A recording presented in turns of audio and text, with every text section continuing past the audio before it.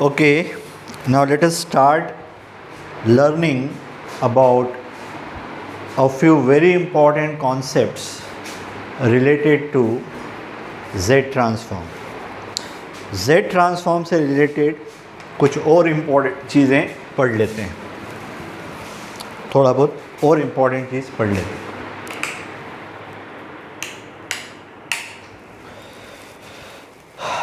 चलिए, let us wipe it out. तो Z transform की अलग अलग प्रॉपर्टीज़ मैंने आपको बता दी है. एक प्रॉपर्टी आपको बताने की और रह गई है, which is called the convolution property. तो let us discuss about convolution property.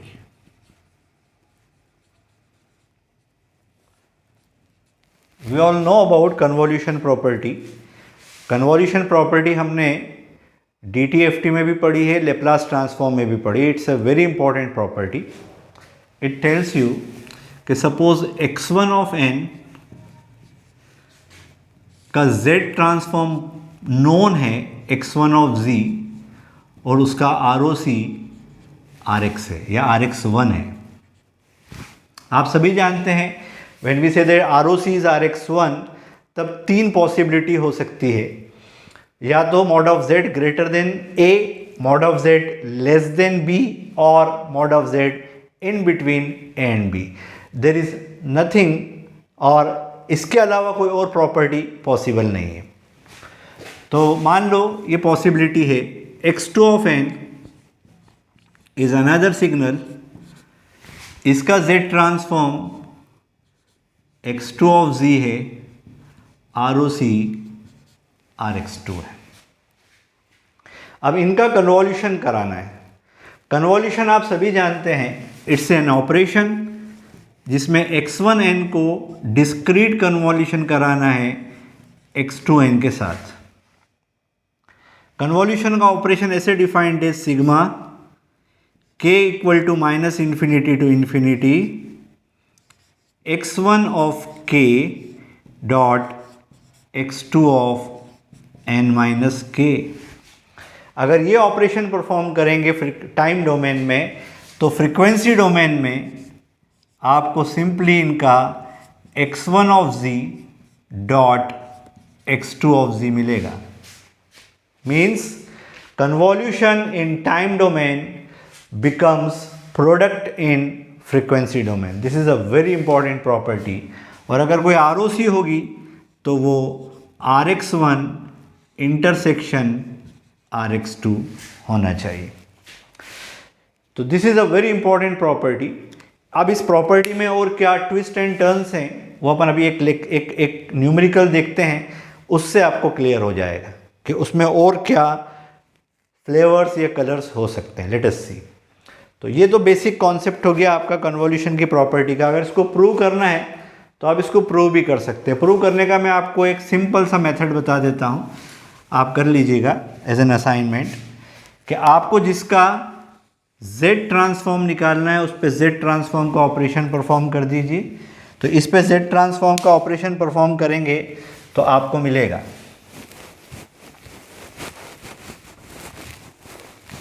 simply we go by the first principle and we'll have sigma n equal to minus infinity to infinity.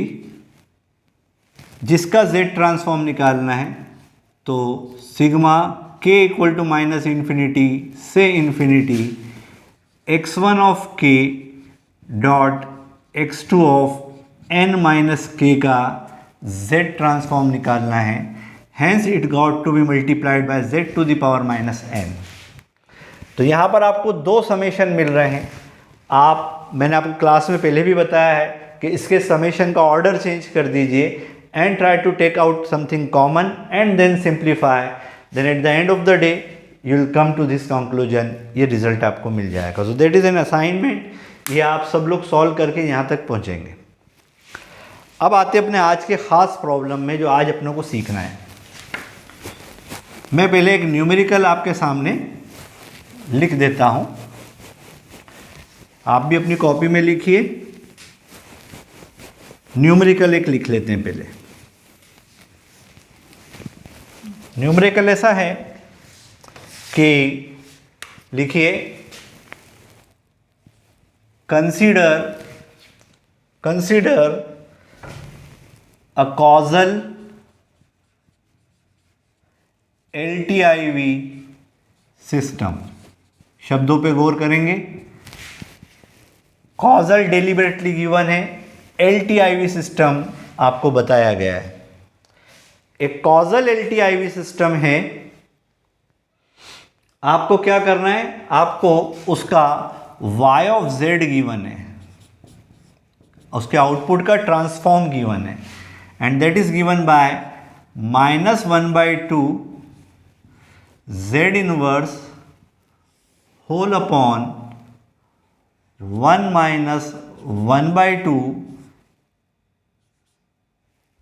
1/2 z inverse another bracket 1 plus z inverse, and the ROC has deliberately not defined। ROC जानबूझकर हमने आपको नहीं बताई। देखते हैं आगे कैसे निकालेंगे। एक और चीज दी है, the input x of n has been given by u of -n-1 plus 1/2 to the power n u of n. Anybody can see that this is a bi-sided signal. This is a bi-sided signal. अभी पहले numerical लिख लीजिए, बाद में इसके solution की बात करेंगे। तो आउटपुट का ट्रांसफॉर्म दिया है, ROC नहीं बताई, इनपुट की वैल्यू बता दी है, सिस्टम के बारे में बखान कर दिया है कि वो कॉजल LTIV सिस्टम है। सिंपल। अब पूछा आपसे ये है सबसे पहला क्वेश्चन, फाइंड ट्रांसफर फंक्शन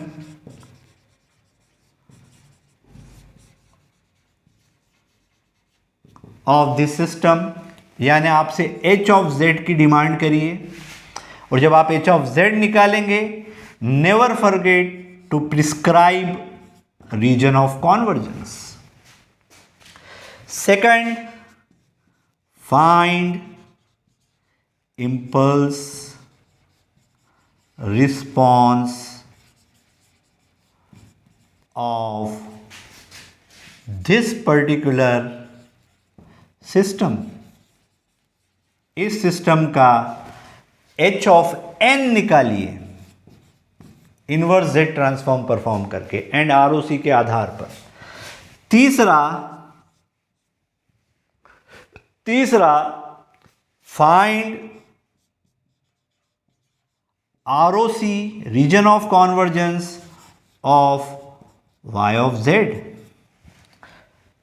और चौथा फाइंड y ऑफ n। ये चार चीजें आपको इस गिवन सिचुएशन में दी हुई परिस्थितियों में कैलकुलेट करके निकालना है। Now this is not a direct problem, ये किसी भी तरह से सीधा सवाल नहीं है। यहां पर कुछ इंफॉर्मेशन दी है और कुछ इंफॉर्मेशन इम्प्लाइड है, छुपी हुई है, उसमें लेटेंट है, हिडन है। तो जिनके कॉन्सेप्ट्स क्लियर हैं वो तो समझ लेंगे कि यहाँ पर हम कहाँ से देंगे। जैसे आपको कॉजल LTIV सिस्टम दे दिया, और आप सभी जानते हैं अगर कोई सिस्टम LTIV होता है और कॉजल होता है तो उसकी नेसेसरी और सफिशिएंट कंडीशन है कि उसका h of n must be 0 for n less than 0। ये कंडीशन है। इसका सीधा मतलब हुआ कि ये राइट हैंडेड सीक्वेंस होना चाहिए। इसका ये मतलब हुआ कि h ऑफ z जो इसमें से निकलेगा उसकी ROC outside the outermost pole होना चाहिए, क्योंकि जब ROC outside the outermost pole होगी तो हम पढ़ के आए हैं अपनी पिछली क्लासेस में कि h of z purely right handed बन जाएगा। वो प्योरली राइट हैंडेड बन जाएगा तो ये इस बात का द्योतक है, इस बात का इंडिकेटर है कि system definitely for sure causal होगा जरूर होगा। अंडरस्टूड। अब आगे बढ़ते हैं। तो शुरुआत एक काम करते हैं, आपने अपनी कॉपी में इसको लिख लिया होगा, क्वेश्चन को लिख लीजिए। I have to rub it off. तो सबसे पहले x ऑफ n जो दिया है उसको पहले x ऑफ z में कन्वर्ट कर लेते हैं and will go by the second principle, यानी जो ऑलरेडी फॉर्मूले हमने सिखा दिए हैं उनका इस्तेमाल करेंगे। तो x ऑफ n था u of minus n minus one plus 1/2 to the power n u of n। So it is combination of two sub signals, दो से मिलके बना है। आपको पढ़ा चुके हम अपनी पिछली क्लासेस में कि इस टाइप का u of minus n minus one में जो टाइप होता है तो उसका z ट्रांसफॉर्म होता है। अगर x ऑफ z निकालोगे, इतने का निकालोगे सिर्फ इसका, तो आएगा माइनस 1/1 माइनस z इनवर्स। वही होगा जो u ऑफ n का होगा, बस फर्क इतना है इसकी ROC mod of z less than 1 होगी। क्यों?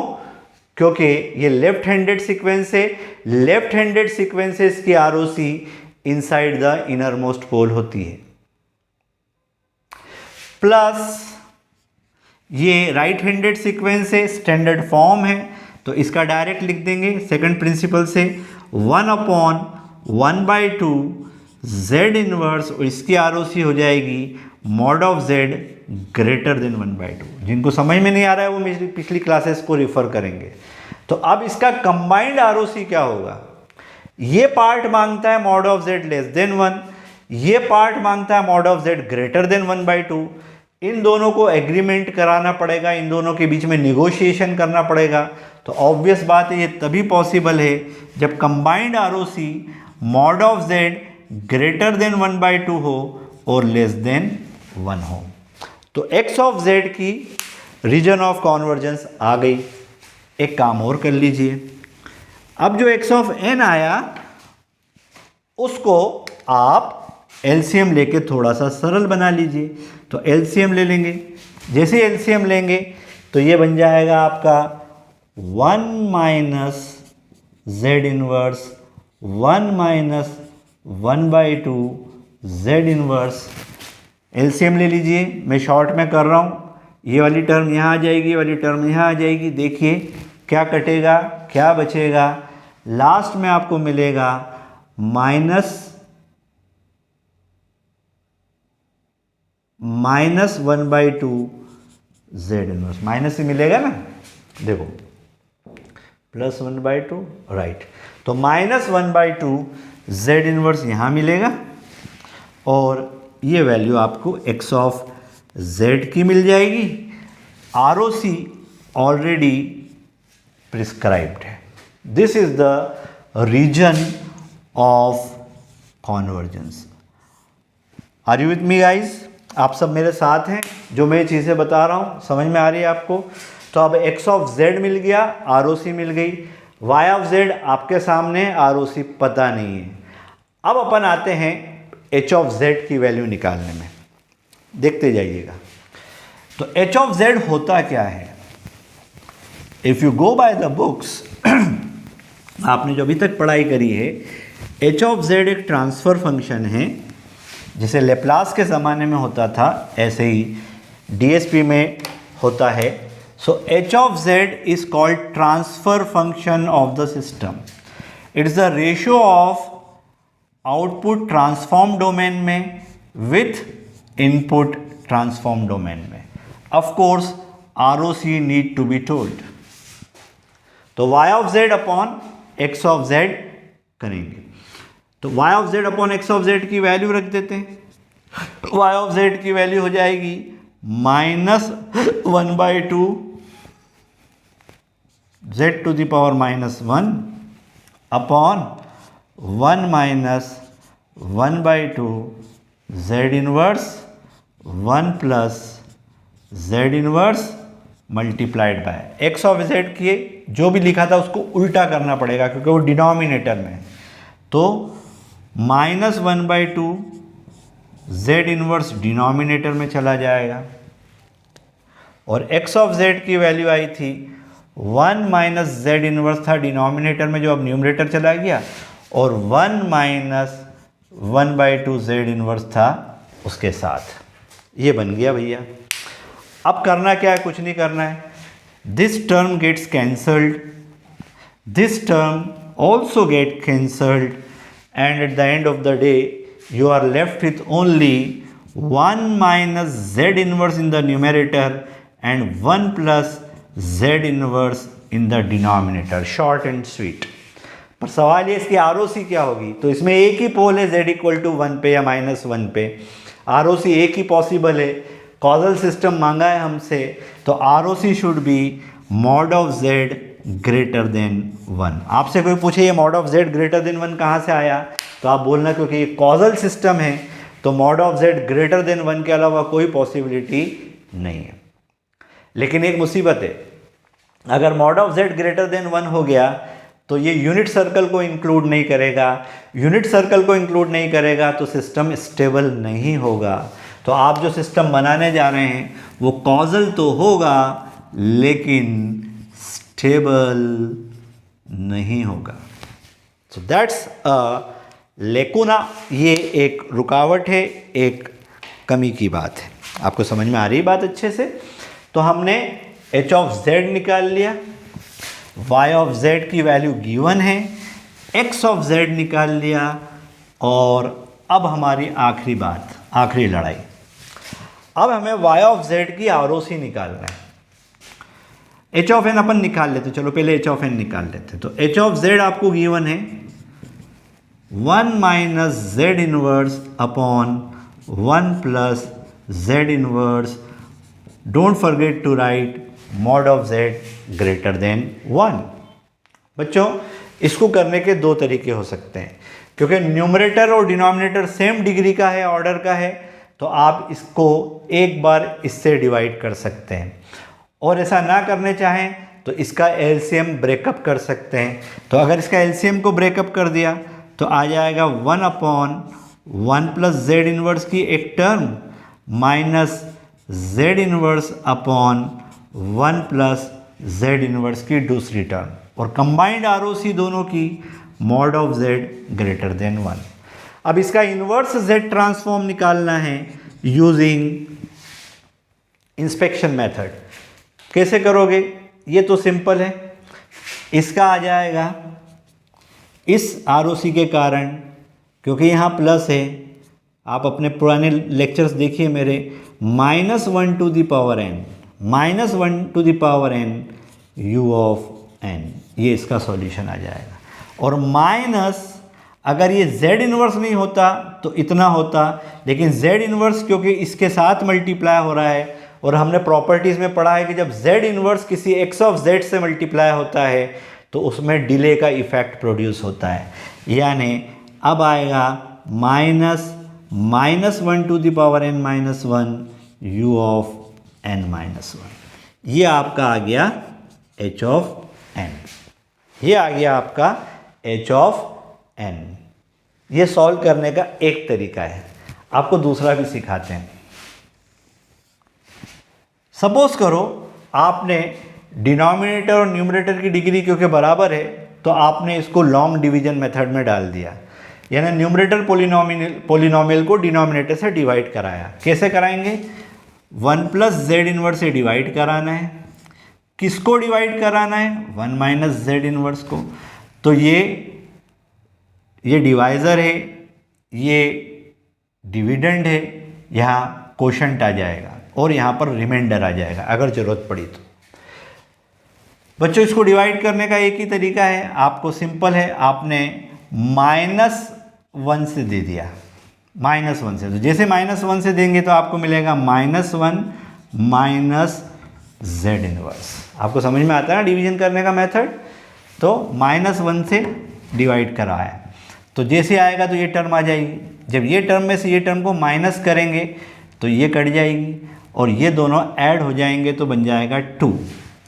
तो कुल मिलाकर 2 बन गया हमारा रिमाइंडर, -1 बन गया हमारा कोसेंट, नहीं कोशंट, और ये बाकी जो गिवन है वो गिवन है। तो जो चीज़ आपको दी थी 1 minus z inverse upon 1 plus z inverse को आप फुल अथॉरिटी से लिख सकते हो आज के बाद -1 plus 2 upon 1 plus z inverse mod of z greater than 1। अब थोड़ा दिमाग को देखो, टटोलो। हमने सब पढ़ाया है क्लास में कि अगर कोई कांस्टेंट आ जाए तो कोई कांस्टेंट की इन्वर्स क्या होता है, क्योंकि मुझे अब इसका इन्वर्स निकालना है h ऑफ n निकालने के लिए। तो इसका इन्वर्स आएगा, ध्यान से सुनना, माइनस डेल्टा n, क्योंकि 1 का इन्वर्स डेल्टा n होता है, हमने पढ़ाया था आपको, और प्लस 2 एज इट इज, इसका आ जाएगा -1 to the power n u of n। तो इस मेथड से सॉल्व करेंगे तो h ऑफ n की वैल्यू ये आएगी, और इस मेथड से सॉल्व करेंगे तो h ऑफ n की वैल्यू ये आ जाएगी। अब जो नादान स्टूडेंट्स होते हैं वो कहते हैं सर ये तो अलग ही बात होगी, दोनों आंसर तो अलग अलग आ गए और मैथ्स में तो ऐसा होना नहीं चाहिए। तो सुन लो, फॉर्मेट दोनों का अलग अलग है, लेकिन अगर आप इसकी एक एक वैल्यू निकालोगे, जैसे h0 की वैल्यू निकालोगे, यहाँ से निकालो या वहाँ से निकालो सेम आएगी। h1 की वैल्यू निकालोगे, यहाँ से निकालो या यहाँ से निकालो सेम आएगी। तो वैल्यू वो एक ही देंगे, बट लिखने का तरीका अलग अलग है। हमने आपको बार बार कहा है कि विद्वान एक ही बात को अलग तरीके से भी कहते हैं। सो this is also correct, this is also correct. ये दोनों सेम हैं, इनका रूप अलग अलग है, लेकिन इनका जो बेसिक कैरेक्टर है वो एक जैसा है।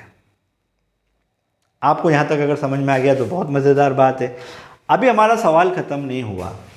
अब अपन निकालते हैं, h ऑफ n निकाल लिया। अब हमसे पूछा था फाइंड ROC ऑफ बताइए, ROC निकालिए, किसकी निकालिए? y ऑफ z की ROC निकालिए। तो बच्चों आप ज़रा गौर से देखिए, y ऑफ z आया कहाँ से होगा? y ऑफ z आया होगा जब हमने किसी ज़माने में h ऑफ z को गुणित कराया होगा x ऑफ z के साथ। तो जो इनकी ROC का इंटरसेक्शन होगा वो इसकी वैल्यू हो जाना चाहिए बाय द लॉ। तो h ऑफ z की वैल्यू लिखेंगे 1 minus z inverse upon 1 plus z inverse ROC mod of z greater than 1 multiplied by x of z minus 1/2 z inverse whole upon 1 minus 1/2 z inverse और 1 minus z inverse. Am I right और not? और इसकी ROC थी mod of z greater than 1/2 less than 1। इसके कारण less than 1, इसके कारण greater than 1/2। अब मज़ा आएगा।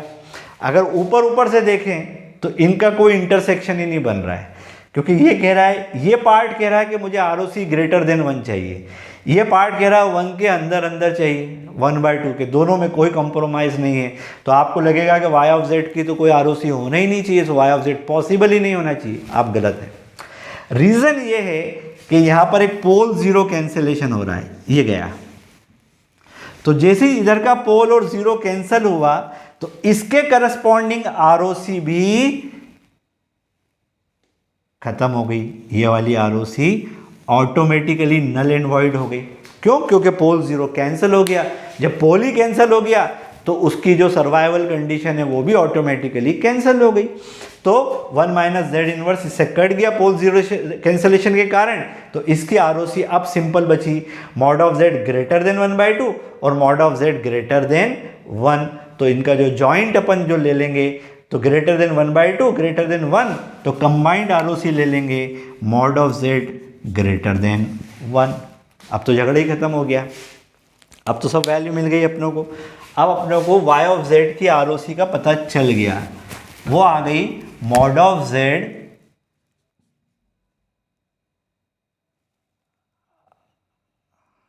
तो अपनों mod of z greater than 1, ये ROC आ गई। अब इसका इन्वर्स निकालना है। Now this is a child's game, ये तो सब आपको आता है, हमने कई बार सिखाया है। अब इसका पार्शियल फ्रैक्शन एक्सपांशन कर दीजिए भैया आप लोग, परफॉर्म। तो y ऑफ z का पार्शियल फ्रैक्शन एक्सपांशन हो जाएगा बच्चों a upon 1 minus 1/2 z inverse plus b upon 1 plus z inverse combined ROC mod of z greater than 1। इसका सिर्फ इतना इंपॉर्टेंस है कि इससे हमें ये पता चल जाता है कि जब हम यहाँ से इन्वर्स निकालेंगे तो राइट हैंडेड सीक्वेंस आएगा या लेफ्ट हैंडेड सीक्वेंस आ जाएगा। ऑब्वियसली राइट हैंडेड सीक्वेंस आएगा इसकी वजह से। तो अब आप a और b की वैल्यू निकाल लीजिए, आपका असाइनमेंट है। तो अब मैं डायरेक्ट सॉल्व कर रहा हूँ। एक बार a की वैल्यू आ जाएगी तो a साइड में लिख देंगे और सॉल्यूशन आएगा 1/2 to the power n u of n, इसका सॉल्यूशन, प्लस इसका सॉल्यूशन आएगा b और आएगा -1 to the power n u of n। ये आपका आ जाएगा y ऑफ n। मैं अगली क्लास में जब आपसे मिलूंगा तो आपसे a और b की वैल्यू पूछूंगा। You should find out value of a and b। कैसे करना है वो भी सिखा दूं, कैसे। एक से एक महान हस्तियां हैं क्लास में कि आप कुछ मत करो, इसका एलसीएम ले लो, एक टर्म यहाँ आ जाएगी, एक टर्म यहाँ आ जाएगी, फिर डिनोमिनेटर तो सेम हो गया, न्यूमरेटर के कोएफिशिएंट से यहाँ के कोएफिशिएंट्स कंपेयर कर लो, a और b में एक इक्वेशन बना लो और a और b की वैल्यू निकाल लो। तो कोएफिशिएंट कंपैरिजन करके a और b की वैल्यू निकाल लेना। आपने पार्शियल फ्रैक्शन एक्सपांशन बहुत बार सॉल्व किए हैं, आप 12th क्लास में भी करते थे, आपने फर्स्ट ईयर में भी किया, आपने लेप्लास के प्रॉब्लम्स में भी किया है। तो आपको इसको सॉल्व करना है पार्शियल फ्रैक्शन एक्सपांशन से। तो a निकाल लेंगे, b निकाल लेंगे, वैल्यू रख देंगे यहाँ पे साइड में, तो y ऑफ n की वैल्यू आ जाएगी। So this is a wonderful numerical, it has been given in your textbook. मेरे ख्याल से 3.7 नंबर का प्रॉब्लम है ये, एंड हमने पिछले एग्जाम्स में कई बार पूछा इस टाइप का सवाल या इससे मिलता जुलता सवाल। आप देखिए, तो make it a practice. This is highly conceptual numerical, lot of concepts has been hidden in here, इसमें छुपे हुए हैं, तो आप उनको अच्छे से समझ लीजिए। अगर आपको ये समझ में आ जाएगा then you will be well and fine. तो मैंने ये क्लास रिकॉर्ड कर दी है आपके लिए, अब मैं इसको लाइव आपके सामने दे रहा हूँ। आप सब लोग अभी इस क्लास को अटेंड कर लीजिएगा, and I would definitely love to hear your comments. आप बताइए आपको क्या समझ में आया, क्या समझ में नहीं आया, क्या इंप्रूवमेंट कर सकते हैं। मेरे पास लिमिटेड रिसोर्सेज है, उससे मैं काम कर रहा हूँ। आप इसको सीख लीजिए अच्छे से।